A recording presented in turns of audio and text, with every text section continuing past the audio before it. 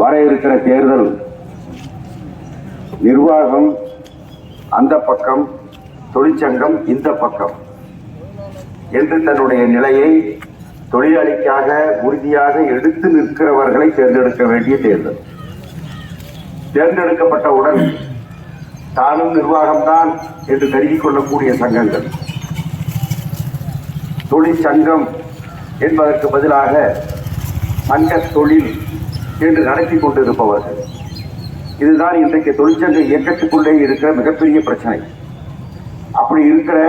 அப்படிப்பட்ட தொழிற்சங்கங்கள் எல்லா விதமான தவறான முறைகளையும் பயன்படுத்தி, அது பணம் கொடுப்பதிலே இருந்து மற்றது கொடுப்பதிலே இருந்து எல்லாவற்றையும் பயன்படுத்தி வாக்கு சேகரிக்க முயற்சிக்கிறார்கள்.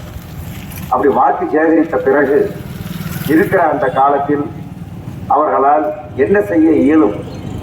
நிர்வாகத்திடமிருந்து தன்னை பிரித்து பார்க்க இயலாதவர்கள், நாம் தொழிலாளிக்காக நிற்க வேண்டியவர்கள், அதற்காகத்தான் தொழிலாளி நமக்கு கட்டளையிட்டிருக்கிறான் என்று கருத முடியாதவர்கள், தொழிலாளர் நலனை முன்னிறுத்தாமல் தனது நலனை, தனது தேவைகளை முன்னிறுத்தக்கூடியவர்கள் எப்படி தொழிலாளிகளுக்காக பேச முடியும்? அதுதான் இங்கே இப்போது திருவரசு பேசிய பல கோரிக்கைகளுக்கு பின்னால் இருக்கிற விஷயம்.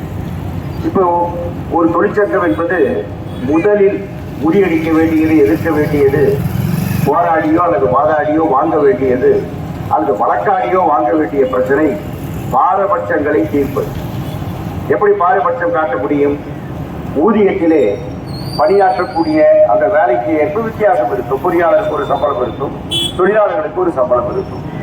ஆனால் மருத்துவத்திலே என்ன வித்தியாசம் காட்ட முடியும்? லோன் கொடுப்பதிலே என்ன வித்தியாசம் காட்ட முடியும்?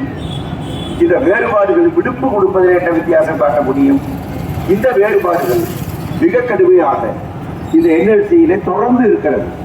அது பல பிரச்சனைகளிலே, போனஸ் பிரச்சனையிலே இருக்கிறது, மற்றதிலே இருக்கிறது, இருந்தது. இதை ஒட்டித்தான் பல்வேறு போராட்டங்கள், பெரும் போராட்டங்கள் இங்கே வெடித்திருக்கின்றன. இந்த பாரபட்சங்களை போக்குவதற்கு கடந்த 4 ஆண்டுகளிலே இவர்கள் எடுத்த நடவடிக்கை என்ன? உதாரணமாக, இப்போ நீங்கள் உங்கள் சிஆஃபை நீங்கள் எடுத்துக்கொண்டால், ஓவர் டைமுக்கு சிஆஃப் கொடுப்பது என்பது உலகம் முழுவதும் இருக்கக்கூடிய விஷயம், இந்தியாவினுடைய எல்லா சட்டங்களிலும் இருக்கிற விஷயம், மிக சாதாரணமான விஷயம். ஆனால் அதை பெறுவதற்கே மிகப்பெரிய போராட்டம் நடத்த வேண்டிய நிலையில் NLC என்றால் அதை விட பரிதாபம், அதை விட கேவலம் ஒன்றும் இல்லை. அதை கேட்டு அதற்கு ஒரு கமிட்டி, சிஆஃப் கொடுக்கலாமா வேண்டாமா என்று ஒரு கமிட்டி, அந்த கமிட்டியினுடைய முடிவு கொடுக்கலாம் என்பது. அதற்கு பிறகு நாம் வாங்க முடியவில்லை என்று சொன்னால் என்ன பொருள்? கடந்த 4 ஆண்டுகளாக அதற்காக எடுக்கப்பட்ட முயற்சிகள் என்ன? நாம் பெறுகிறோம் அல்லது பெறவில்லை என்பது இரண்டாவது. ஆனால் நிர்வாகத்தை எதிர்த்து அது போன்ற அந்த பாரபட்சங்களை, அது போன்ற அந்த சட்டவிரோதங்களை, அது போன்ற அந்த நியாயத்திற்கு எதிரான போக்குகளை எதிர்த்து நாம் குரல் கொடுத்து வாதாடாமல் போராடாமல் இருந்தால் அடுத்தடுத்து இதை அவர்கள் செய்து கொண்டே இருப்பார்கள். ஒவ்வொரு விஷயத்திலும் இந்த பாரபட்சத்தை காட்டிக்கொண்டே இருப்பார்கள். ஆகவே ஒவ்வொரு விஷயத்திலும் நாம் எதிர்த்து கடைசி வரை போராட வேண்டிய தேவை இருக்கிறது. இப்போது 8 நாட்கள் சம்பளம் அல்லது 6 நாட்கள் சம்பள பிடித்தம் என்பதெல்லாம் சட்டத்தில் எப்படி அந்த பிடித்தத்தை செய்ய வேண்டுமோ அந்த முறையிலே அந்த பிடித்தத்தை செய்வதற்கு நிர்வாகங்கள் முன்வருவதில்லை. காரணம் கேட்க வேண்டும். முன்கூட்டியே தொழிலாளிகளுக்கு இந்த காரணத்தால் உங்களிடமிருந்து பிடிப்பேன், ஏன் பிடிக்கக்கூடாது என்பதற்கு விளக்கம் கூடு என்று கேட்க வேண்டும். எந்த விளக்கத்தையும் கேட்காமல், எந்த சட்டத்தையும் மதிக்காமல் அவர்கள் இஷ்டத்திற்கு பிடிப்பார்கள் என்றால் அந்த பிடித்தம் செல்லாது. அதை வாழ வேண்டும், நாம் கேட்க வேண்டும், கொடு என்று வற்புறுத்த வேண்டும். கொடுக்க மறுத்தார்கள் என்றால் நீதிமன்றத்திற்கு CIT சென்றது. நீதிமன்றத்திற்கு நிர்வாகத்தை எதிர்த்து செல்ல வேண்டும் என்றாலே அதற்கு தனியான துணிவும் வேண்டும். நிர்வாகத்தினுடைய எந்த தயவும், எந்த சலுகையும் எங்களுக்கு தேவையில்லை என்று சொல்லுகிற அந்த தியாக உணர்வும் வேண்டும். இல்லாவிட்டால் வழக்கே போட முடியாது. வழக்கிலே வெற்றி பெற்ற பிறகு கூட அந்த வெற்றியை, அந்த தீர்ப்பை ஏந்தி இதை கொடு என்று வற்புறுத்துகிற துணிவோ, வற்புறுத்துகிற பொறுப்போ இல்லாத சங்கங்கள் வழக்கை எப்படி போட முடியும்? CIT வழக்கை போட்டது, அந்த வழக்கிலே வெற்றியும் பெற்றது. அந்த வெற்றியை அமுல்படுத்துவதிலே என்ன பிரச்சனை, என்ன சிக்கல்? அப்படி சிக்கல் வருமானால் அதை நீங்கள் கொடுக்கத்தான் வேண்டும் என்பதற்கு எல்லாரும் சேர்ந்து, எல்லா சங்கமும் சேர்ந்து, ஏன்னா எல்லா சங்கத்தோடு அது பொருந்துவேன், எல்லா சங்கமும் சேர்ந்து நாம் பொதுவாக மனு கொடுக்கலாம். எல்லோரும் கூட்டாக நிர்வாகத்திடம் முறையிடலாம். முறையிட்டால் அதற்கு ஒரு அழுத்தம் இருக்கும் என்பதற்காக சங்கங்கள் எல்லாம் சேர்ந்து கையெழுத்து கேட்கிற போது அங்கீகார சங்கங்கள் இரண்டும் கையெழுத்து போட முடியாது என்று மறுத்தார்கள். இதை கொடுக்க வேண்டும் என்று கையொப்பமிடுவதிலே, கூட்டாக மனு கொடுப்பதிலே என்ன பிரச்சனை இருக்க முடியும்? எனக்கு நீங்க மாநில கட்சி இருக்கிறது என்றால் மத்திய அரசாங்கம் செய்யக்கூடிய தவறுகளை எதிர்த்து அவ்வப்போது அனைத்து கட்சி கூட்டத்தை போடுகிறோம். அனைத்து கட்சி கூட்டத்தின் மூலமாக கையெழுத்து வாங்கி மனுவை கொடுக்கிறோம். அனைத்து கட்சிகளையும் பேசி சட்டமன்றத்திலே நாம் தீர்மானத்தை நிறைவேற்றி அனுப்புகிறோம். இதானே மாநில அரசாங்கம் செய்து கொண்டிருக்கிறது. அதை செய்வதற்கு இங்கே இருக்கிற ஆளும் கட்சி சங்கங்கள், இங்கே இருக்கிற நம்முடைய அங்கீகார சங்கங்கள் ஏன் தடுமாறுகின்றன? தடுமாற்றத்திற்கு என்ன காரணம் உங்களுக்கு தெரியும். நாங்கள் சொல்லி உங்களுக்கு தெரிய வேண்டிய அவசியம் இல்லை. ஆகவே இந்த தேர்தலிலேயும் இந்த வித்தியாசங்கள், வேறுபாடுகள், பாகுபாடுகள், பாரபட்சங்கள், அதிகாரிக்கு ஒன்று தொழிலாளிக்கு இன்னொன்று என்று செய்யக்கூடிய அநியாயங்கள், இவைகளை முறியடிக்க வேண்டும் என்பதிலே நீங்கள் முனைப்பாக இந்த தேர்தலிலே வாக்களிப்பதற்கு முன்னால் சிந்திக்க வேண்டும். இந்த தேர்தலில் ஏற்கனவே நிலுவையிலே இருக்கிற இது போன்ற பிரச்சனைகள், புதிதாக பிரச்சனைகள் என்பது மிக கொஞ்சம். ஏற்கனவே நிலுவையிலே இருக்கிற பிரச்சனைகள் யாரால் இங்க அரசு சொன்னதை போல கிட்டத்தட்ட 50க்கும் மேற்பட்ட பிரச்சனைகள், இவை அனைத்தும் நிலுவையிலே இருக்கிற பிரச்சனைகள். நாம் வாதாடியோ அல்லது வழக்காடியோ பெறுவதற்கு வாய்ப்புள்ள பிரச்சனைகள். பெறுவதற்கு வாய்ப்புள்ள இந்த பிரச்சனைகளையே விட்டு விட்டு வேடிக்கை பார்க்கக்கூடியவர்களை மறுபடியும் தேர்ந்தெடுத்து என்ன சாதிக்க போகிறோம், என்ன செய்ய போகிறோம், இன்னொரு 4 ஆண்டுகளை வீணடிக்க போகிறோமா என்பதுதான் தொழிலாளிகள் யோசிக்க வேண்டிய விஷயம். தொழிற்சங்கம் என்பது தொழிலாளர்களுடைய ஒவ்வொரு பிரச்சனையிலும், தொழிலாளர்கள் கேட்கிற, தொழிலாளர்கள் எதிர்பார்க்கிற ஒவ்வொரு பிரச்சனையிலும் நிர்வாகத்தோடு இதை நீங்கள் தர வேண்டும் என்ற அழுத்தத்தை தருவதற்கு என்னென்ன வாய்ப்புகளை தொழிற்சங்க முறையிலே சட்டப்பூர்வமாக பயன்படுத்த முடியுமோ அதை பயன்படுத்த வேண்டும்.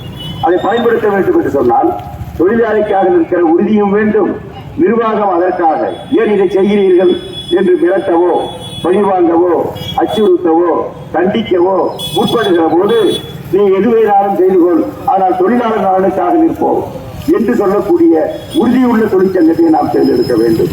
கடந்த இத்தனை ஆண்டுகளிலே நீங்கள் திருப்தை பார்த்திருக்கிறீர்கள், பிஎஃப்ஐ பார்த்திருக்கிறீர்கள். அதிலே ஊழல் இல்லாமல், அதிலே நேர்மையாக, வெளிப்படையாக செயல்படக்கூடிய சங்கம் எது என்று நீங்கள் உங்களுக்கு தெரியும். சிஐடியு அந்த வகையிலே ஆட்சி இருக்கக்கூடிய அரும்படிகள் உங்களுக்கு முன்னால் விரிந்து கிடக்கக்கூடிய மிகப்பெரிய சான்றுகள், மிகப்பெரிய உதாரணங்கள். அதேபோல் கடந்த 4 ஆண்டுகளிலே ஒப்பந்தத்தை பேசுகிற போது அதற்காக தொடர்ந்து நம்முடைய சங்கம் சிஐடி மாநில குழுவோடு, நம்முடைய இதர தலைவர்களோடு, தொழிற்சங்கத்தை பேச்சுவார்த்தை நடத்திய அனுபவம் உள்ள தோழர்களோடு கலந்து பேசி இந்த பேச்சுவார்த்தையை தங்களை ஈடுபடுத்திக் கொண்டார்கள். அப்படி ஈடுபடுத்திக் கொள்ளுகிற போது மிக முக்கியமாக எல்லா ஒப்பந்தங்களிலும் 2 ஆண்டுகள், 3 ஆண்டுகள், 4 ஆண்டுகள் என்று ஒத்தி போட்டு பேசி அதற்கு பிறகு அதனுடைய பின்தேதியிட்டு வழங்க வேண்டிய அரியர்ஸ் தொகையை 12 மாதம் அல்லது அதை கொஞ்சம் சற்று கூடுதலாக என்று மட்டும் கொடுத்து 2 ஆண்டுகளுக்கான அரியர்ஸை ஏமாற்றுவது, அதை பிடித்துக் கொள்வது என்பதுதான் இங்கே இருக்கிற நடைமுறையாக இருந்தது. இந்த முறை நாம் அரியர்ஸையும் வாங்க வேண்டும், அடிப்படை சம்பளத்துக்கு மட்டும் அரியர்ஸ் என்கிற அக்கிரமத்துக்கு முடிவு கட்ட வேண்டும், முழுமையாக அரியர்ஸை பெற வேண்டும் என்கிற முறையிலே தொடர்ந்து ஆரம்பத்தில் இருந்து அதை தன்னுடைய இலக்காக வைத்து சிஐடி வாதாடியது என்பதை தோழர்கள் மறந்துவிடக்கூடாது. நான் எங்களுடைய மாநில குழுவின் சார்பிலே உங்களுக்கு தெரிவிப்பேன், இதை எந்த காரணத்தை முன்னிட்டு விடக்கூடாது. இது நம்முடைய அடிப்படையான லட்சியமாக வைத்துக் கொள்ள வேண்டும். நாம் உழைக்கிற காசு, அதிலே ஒரு சல்லி காசையும் நிர்வாகத்திற்கு நாம் விட்டு தரக்கூடாது, தொழிலாளிகளுக்கு பெற்றுத் தந்தாக வேண்டும் என்கிற வகையிலே கடைசி வரை உறுதியாக நின்றுதான் அந்த பணத்தை நாம் பெற முடிந்தது. இப்போது அடுத்த ஒப்பந்தம் வருகிறது. இந்த ஒப்பந்தத்தை நாம் போடுகிற போது, இந்த ஒப்பந்தத்திற்கான பேச்சுவார்த்தையை நாம் நடத்துகிற போது மிகுந்த விழிப்போடு நாம் அந்த பேச்சுவார்த்தையை நடத்தியாக வேண்டும். மத்தியிலே இருக்கிற ஆட்சி என்னவெல்லாம் செய்கிறது? நம்முடைய நிறுவனத்தையே தனியார் மயப்படுத்துவது, நம்முடைய நிறுவனத்தை கொஞ்சம் கொஞ்சமாக விட்டு விடுவது. நம்முடைய நிறுவனம் மட்டுமல்ல, பொதுத்துறை நிறுவனங்கள் அனைத்தையும் நான் தனியாருக்கு கொடுப்பேன். பொதுத்துறை நிறுவனங்களுக்கு சொந்தமான சொத்துக்கள் அனைத்தையும் நான் பணமாக்குவேன், காசாக்குவேன், அதை பட்ஜெட் போடுவதற்கு பயன்படுத்திக் கொள்வேன் என்று சொல்லக்கூடிய அக்கிரமத்தை இன்றைக்கு ஆட்சியாளர்கள் செய்து கொண்டிருக்கிற காலம். கோல் இந்தியாவிலே இந்த பிரச்சனையை எதிர்த்து எப்படி சிஐடியு சில நேரங்களிலே ஒன்றுபட்டு மற்றவர்கள் வர மறுத்து விடுவார்களே, ஆனால் அந்த நேரங்களிலே சிஐடியு தன்னந்தனியாக பழிவாங்கலை எதிர்த்து, எல்லா பிரச்சனைகளையும் எதிர்த்து உறுதியாக போராடி கொண்டிருப்பதை நீங்கள் அறிவீர்கள். கோல் இந்தியாவிலே, பீகாரிலே, மற்ற இடங்களிலே மிக கடுமையாக நம்முடைய சங்கங்கள் ஒன்றுபட்டு போராடுவதற்கு நடவடிக்கை எடுக்கிறது. அப்படி எடுக்க முடியாமல் போனால் தன்னந்தனியாக என்றாலும் அதை முன்கை எடுத்து அந்த போராட்டங்களை நம்முடைய கோல் இந்தியாவிலே நடத்தி கொண்டிருக்கிறோம். இந்த அகில இந்திய சிஐடியு அரசாங்கத்தோடு, நம்முடைய நிலக்கரி சுரங்கத்துறையோடு, அந்த அமைச்சர்களோடு இந்த ஒவ்வொரு விஷயத்திலும், நிலக்கரி சுரங்கங்களுக்கு எதிராக வந்து கொண்டிருக்கிற ஒவ்வொரு தாக்குதல் விஷயத்திலும் மிக கடுமையாக வாதாடி இந்த பிரச்சனைகளை தீர்ப்பாக்க நடவடிக்கை எடுத்துக் கொண்டிருப்பது இதில் அறிவியல். ஆகவே பொதுத்துறையை காப்பாற்றுவது என்பது எனக்கு நம் முன்னாடி இருக்கிற மிக முக்கியமான ஒரு பிரச்சனை. அந்த பிரச்சனையிலே உறுதியாக போராடக்கூடிய அமைப்பை நீங்கள் தேர்ந்தெடுக்க வேண்டும். இந்த நிலக்கரி மட்டுமல்ல, அது ரயில்வேயோ எதுவாக இருந்தாலும் அந்த இடங்களிலே இந்த பிரச்சனையை தீர்ப்பதற்கான வலுவான போராட்டத்தை முன்னெடுப்பது சிஐடி. நாடாளுமன்றத்திற்கு உள்ளே, நாடாளுமன்றத்திற்கு வெளியே வருகிற ஒப்பந்தத்தை சிறப்பாக நல்லபடி நிறைவேற்றிக் கொள்ளவும் நாம் வரிசை எண் 1 சிஐடி சங்கத்திற்கு வாக்களித்து வெற்றி பெற செய்ய வேண்டும் என்று உங்களை நான் அன்போடு கேட்டுக்கொள்கிறேன். நம்மளுக்கு முன்னால் இருக்கக்கூடிய மிகப்பெரிய சவால்கள் பொதுத்துறையை தனியார் மயப்படுத்தக்கூடியது, எல்லா சட்டங்களையும் திருத்துவது, நாட்டிலே நீதிமன்றம் உட்பட எல்லாவற்றையும் நவ பாசிசத்திற்கு உட்படுத்தி அவைகளில் இருக்கக்கூடிய பழைய கால விழுமியங்களை, பாரம்பரியங்களை எல்லாம் அழிப்பதற்கு நடவடிக்கை எடுத்துக் கொண்டிருக்கிற அரசுக்கு எதிராகவும் நாம் பாடுபட்டாக வேண்டும். அந்த அடிப்படையிலே உங்களுடைய மேலான வாக்குகளை வரிசை எண் 1 மறந்து விடாமல் சிஐடிவிற்கு அளிக்க வேண்டும் என்று உங்களை பணிவோடு கேட்டுக்கொண்டு விடைபெற்றுக் கொள்கிறேன். வணக்கம்.